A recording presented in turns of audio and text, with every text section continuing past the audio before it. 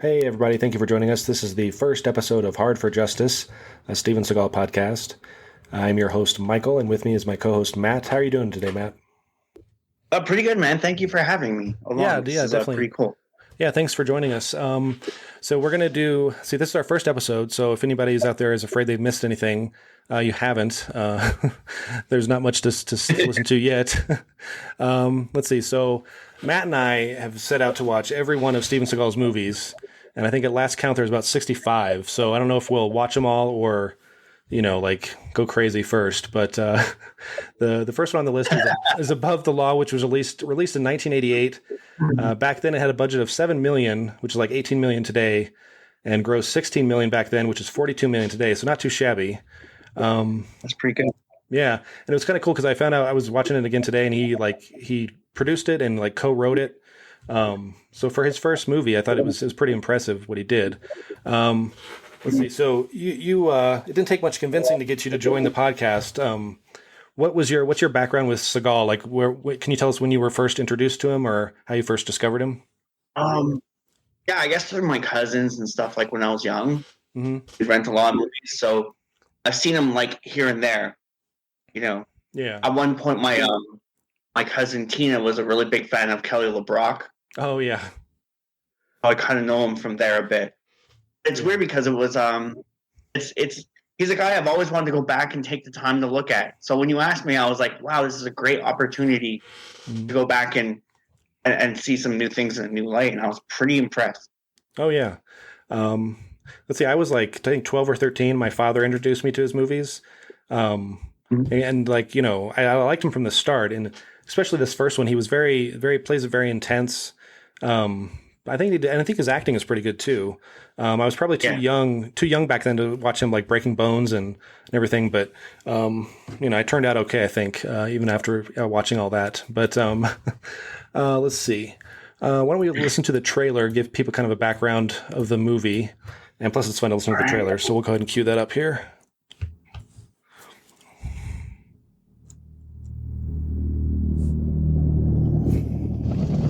Nico Toscani. He's a covert agent trained to survive in Vietnam. He has a master 6-degree black belt in Aikido and family in the mafia. He's a cop. Stop the car! With an attitude. Do you know why I love you? You don't live the way other people live. You're officially suspended, Toscani. The feds come in, the doors close, nobody hears, smells, or sees anything. One man. You just made number 4 on the most wanted list.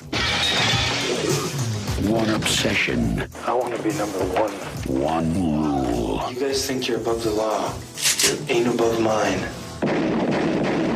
Above the law. All right, very good. In doing research for the movie, I found out that the original title was Nico. I don't know if you knew that, Matt.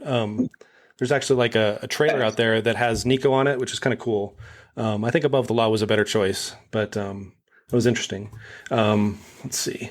It has Steven Seagal. I'm sorry, go ahead. Hold on. I'm sorry. My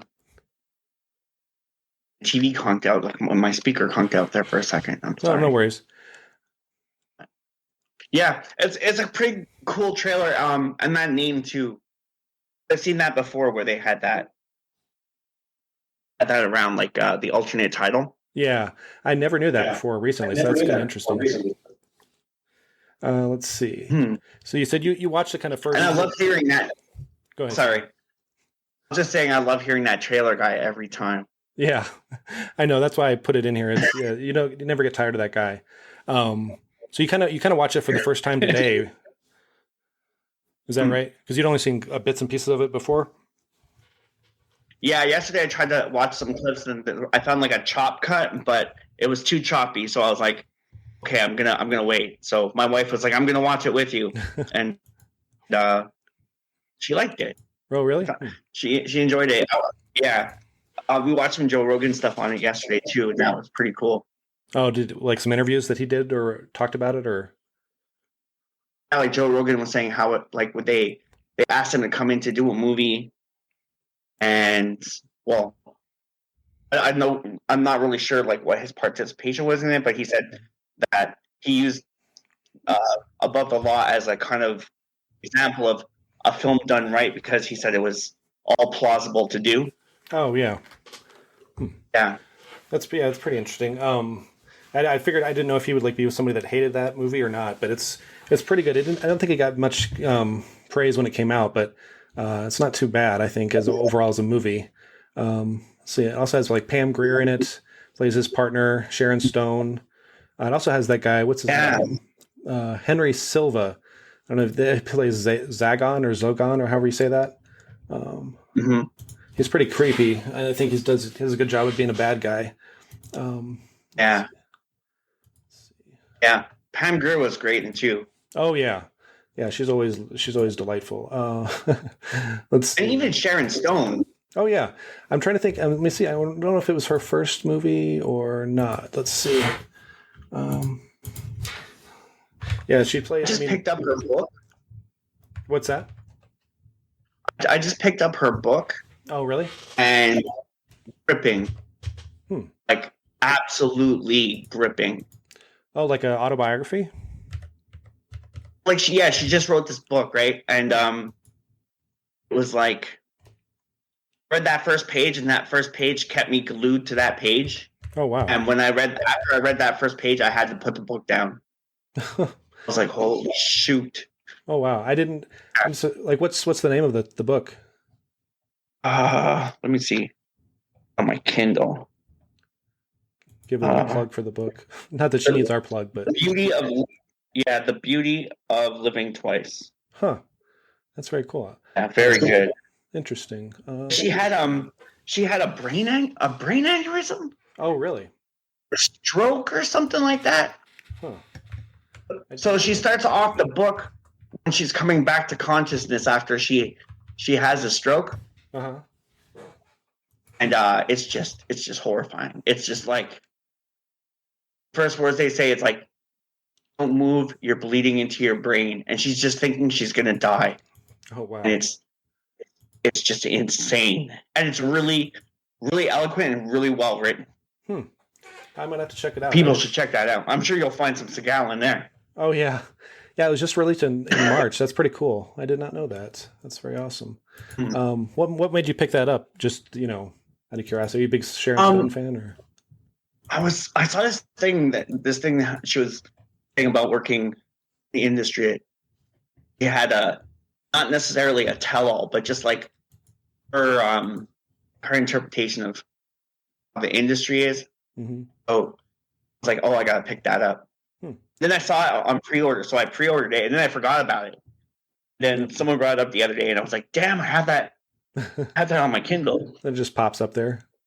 Yeah. Yeah. So I started reading it last night, and wow. Cool. Awesome. I might get the audiobook just to. Oh yeah. Just to fall asleep to it. Yeah. Well, wasn't her first movie? She did quite a few before that. Let me see. Where's Above the Law? Because I know she was in. I don't know if you remember. She was in Total Recall too with Arnold back in the day. Which was pretty good. Yeah. Okay. So Above the Law was 1988. Total Recall was 90. So yeah, I guess she did do a bunch before, but I just was too young to see that stuff. But interesting. But yeah, Above the Law was Steven Seagal's first movie. How many of his have you watched? I think I've only seen like maybe. I think I've seen up to, what is it? Out for Justice, I think, is the one with where he's in Australia. I can't remember. For Justice. I've seen a lot of them, but it's mostly ones I have forgotten about, or like because I saw them when I was really young. Like I've only seen parts of them. I've seen them only in French, or things like that. Yeah. So it's cool. It's cool to do this because I have like lately I watch stuff. I'm just in love with like old ways, like the practical and real stuff. Practical effects. Yeah. Yeah. If I mean, So especially it's very romantic.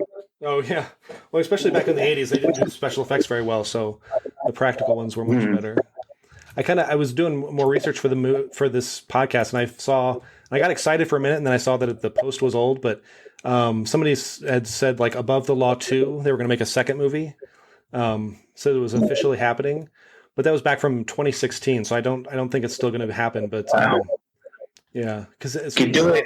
well, yeah, he'd have to lose, getting some shit and everything, but yeah. Yeah. He posted it back in 2016. Says very excited about this. 27 years in the making. Nico's Revenge, but yeah. So apparently it was never got off the ground. But let's see. Nico's Revenge. Although I'm thinking like he already killed everybody. So who would he get revenge on, right? Someone's gonna come after Pam Grier. Well, yeah, that's true, possibly. But she was going to like be like a attorney or something. I think wasn't she? Can't remember. Oh yeah. So He could do it. I'd like to see him like so beat down by the system after having to fight injustice for all these years. You're right. And do like a Copland. That would Bring be him cool. back, Okay, I could see that. Yeah, because Stallone did a good job in that. So yeah, I could see that. Mhm. But yeah, hey, I don't know. He's like, I'm looking forward to getting. I mean, I love these first 6 movies of his, so I'm looking forward to them. But I'm really looking forward to getting to the ones that aren't as good. But yeah, because I was. What's that? Some of them are kind of weird. Oh yeah, there's a lot that are weird, and they're a lot of them are very similar. So much so that and I don't mean weird like it's weird because like you get maybe a lesser. I don't want to say lesser known film maker, but maybe someone who's just coming out, so they don't know all the tricks yet, but they'll go back and they'll try to use old world tricks. Like sometimes they'll like overdub them with another actor, or yeah. Yeah. It's cool because Seagal will give attention to these people. Like he'll be like, I want to work with you. I think that's fantastic.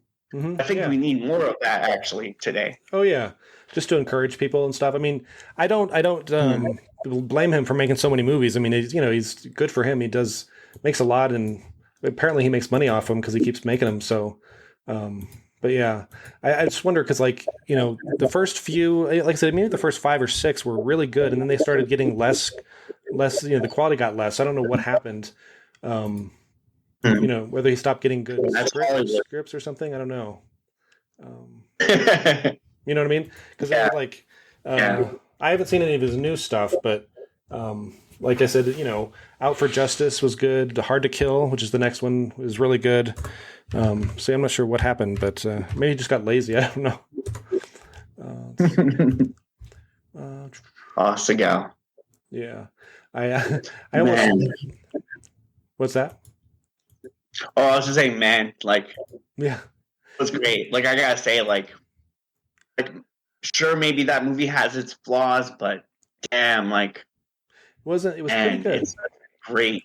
That's such a great, like, you're not expecting it, like when you go in with no expectations, that's a powerhouse of a movie. Like when he's beating up that drug dealer guy, he's like, "You want to get high?" And he's fucking smacking him around, and oh man, that's crazy. I know. I bet you, like, I want to know what it would be like to be that actor and have to have that talk right before it goes down. Does he say like, "I'm gonna do this to you," or is it kind of like, because he's quick?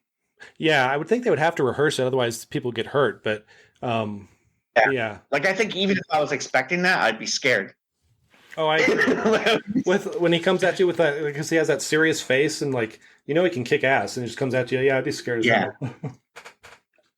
Oh, and I love that, like how fast he can go from really cool, like really brutal, like without even trying, just like when he like throws that like elbow hit to the guy in the bar and he cracks his face, and then he comes down and hammer fists him, and then he hits him again in the same spot in the face. You're like, holy crow.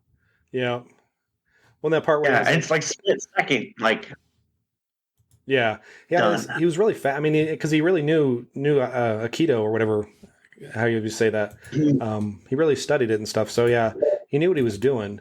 But I heard like later on this is much later. He's like, kind of become not such a nice guy, but I don't know. We'll talk about that later. But yeah, he did pretty good in this one. I love that scene where was it on the street where he's all these guys come at him, like 5 or 6 guys come at him with with the guns. Yeah. Coincidentally, here we go. Here's the clip. Freeze, motherfucker! Anybody moves, he dies. Drop that magazine, motherfucker, now. Everybody's gonna ditch their weapons, butt first. Grab the barrel and do it, everybody. You! Now you. Your hands on your head. All right, fall in behind the last man. I don't think you can drop us all, badass. You're right, but I'll get an A for effort. All right, let's go. Fall out. Oh, I love that. Yeah, the cocky guy always comes up as like, yeah, you can't get everybody. It's like, no, but I can get you. And then what happens after that won't matter to you. So, yeah. Well, he did shoot an unarmed guy, but I guess, I think he was in trouble. I think they'd taken his badge at that point, I think, didn't they? So he kind of wasn't really a cop, he was on suspension. So I guess it was okay. He took off. He was at it. Oh man. Yeah, even that bad guy, he was great. He was just like, I'm gonna cut off your feet and put him in that basket. Exactly. Yeah. That kind of set the tone. It was really, really creepy. And just that look on that guy's face makes me it's not a good look. Yeah, and I liked how those guys were all packing heat. Mm-hmm. They weren't gonna take the chance twice, kinda. Yeah. They kind of knew, like, by that time they knew, okay, we can send in unarmed guys, but that's not going to work. Oh yeah, exactly. And it's funny, like when I was younger, I thought like some of the first few movies, like Above the Law, Hard to Kill, I almost thought it was the same character because they was very so similar. He played a similar person. Let's see. Let's see, Deadly Ground. Yeah, I think it was. Deadly Ground was not the last one I liked, but because then after that was Under Siege 2 and then Executive Decision, but Deadly Ground. I got up to around there, I think. Well, oh yeah, so. And then I saw a couple like here and there. Mm-hmm. Yeah. Sporadically. I've seen. I guess I stopped finding new movies around 2008. Maybe somewhere around there, 2009. Well, and one of the reasons I wanted to do the podcast because I was like searching on Apple TV and just looking for different movies, and his movies kept popping up from like 2014, 2019, 2020, and a lot of them they're very similar. I was like, these have got to be watched, and if I'm going to watch them, I might as well share the experience with people. So I know. Yeah, that's where that's where I ended up renting it from. Actually, what's that? I'm sorry. Apple TV. Oh yeah, that's where I ended up renting it from.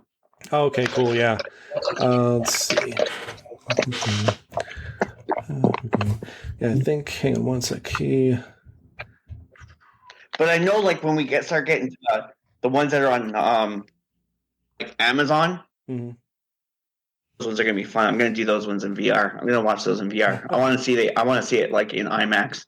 That would be I'm cool. looking this one, and I'm just so impressed with how fluid how easy it was for him. Like he didn't even have to try. Oh, I know. Yeah.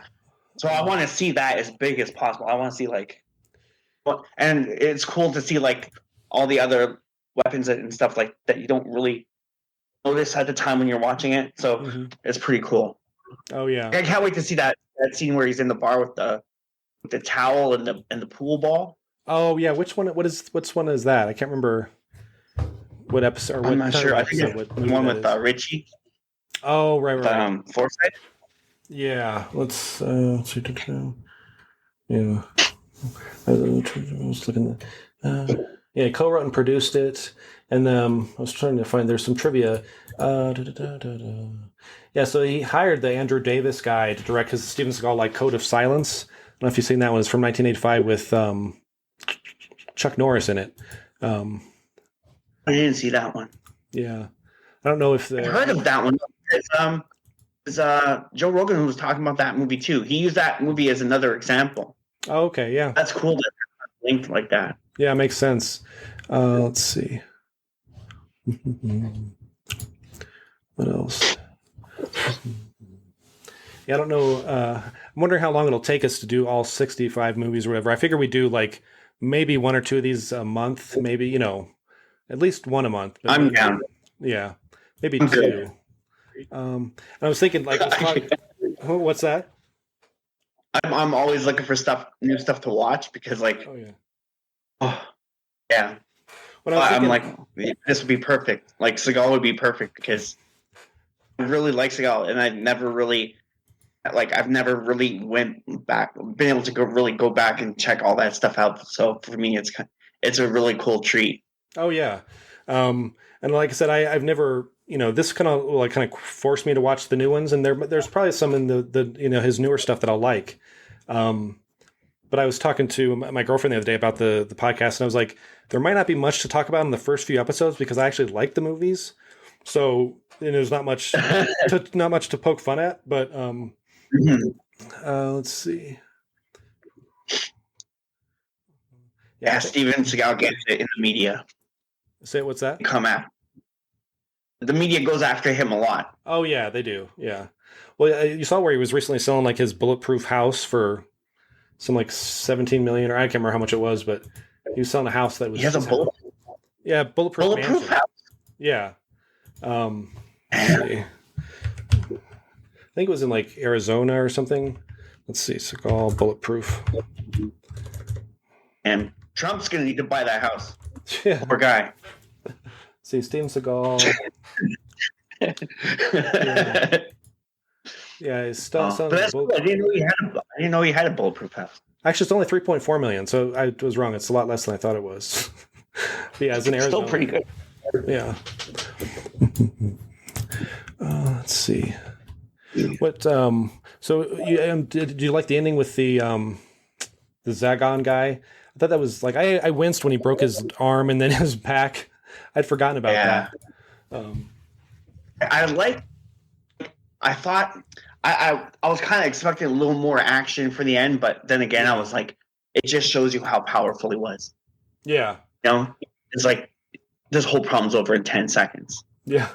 Well, the rest of it was already pretty action packed, so it wasn't too disappointing. But yeah, and there wasn't much that the old guy could do.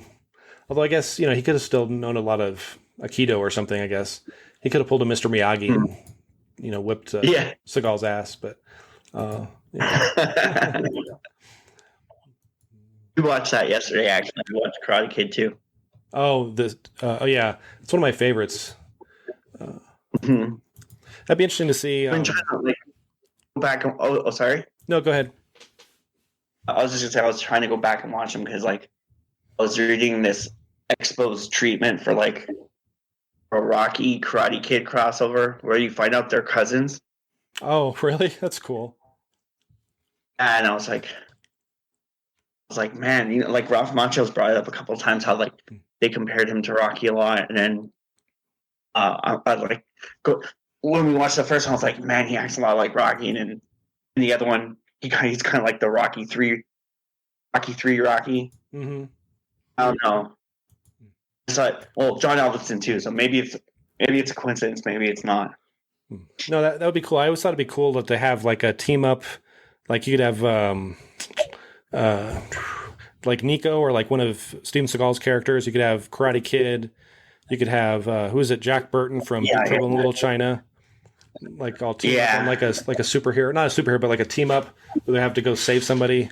I thought that'd be kind of interesting. See them interact. You should do like a last action Expendables movie. Oh yeah, well yeah. Last action hero, but with all Expendables of Hollywood. That would be cool. Yeah. Or I just thought like in like modern day you could have John Wick and then Liam Neeson from the Taken movies, and then is it Denzel Washington from Equalizer? Yeah, I think that's what it's called. Like the three of them teaming up, they could like take over the world basically. That would be sick. Yeah. I'd watch it. Oh hell yeah, I'd watch it. I mean, we're gonna watch these Seagal movies, so. Yeah. But yeah. Oh boy. I paid $30 for Mortal Kombat the other day, and I was so disappointed. Oh, yeah. This, it was like $4 and it was like hardcore. Yeah, wasn't it free on Disney Plus or something like that? Was it? I have Disney Plus. Yeah. Oh, okay. Never mind. I should have watched it there. I didn't even know. I tried to find it on Netflix and Amazon. Oh, but wasn't any good. I was going to do it on YouTube. My wife's like, I could just do it on Apple TV. So I was like, all right, let's do it. Well, don't tell her that you wasted $30 then. Oh, not for this one. From Mortal Kombat. Oh no, yeah, that's what I meant. Yeah, from Mortal Kombat. Yeah, yeah. If you paid $30 for Above the Law, Plus? Yeah, it's on Disney Plus. Well, I'm in trouble. It's the new Mortal Kombat, right? That just came out. Yeah. Yeah. It may not be on Disney Plus for free anymore because it was only like a limited run when it was free. So you may not be in as big a trouble. But let's see. Right. I know she's listening somewhere. Right. Let's see. Do you have any other comments? I know this has been a short episode, but we're just kind of getting started and getting to know each other here. But yeah. Do you have any parting thoughts on Above the Law before we get going? I just thought it was like a really, really, really sweet experience. Really, really, really sweet experience. Because like you could tell that there was labor of love in that, and like when. Like I was saying, like just to have that talk, like, do you know when he comes in the room if he's going to do that, or like even if you have to do that movement with him, I don't know. Like I would be worried that part of my body would spasm the wrong way and I'd get hit. Right, exactly. He's so fast.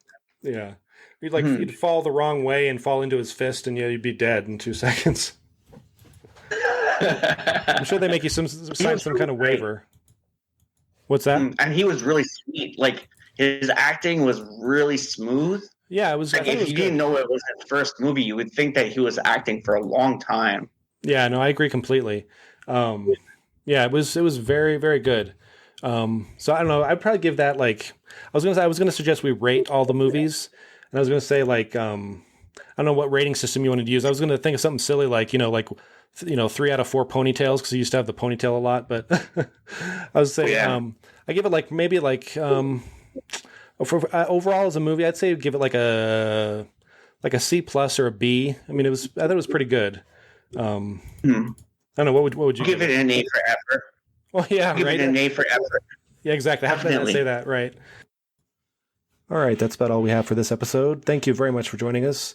And remember, until next time, stay hard for justice.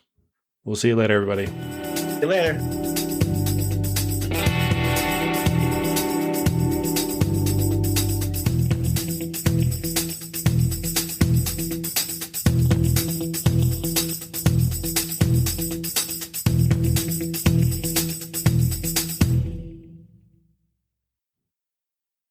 I don't think you can drop us off, badass.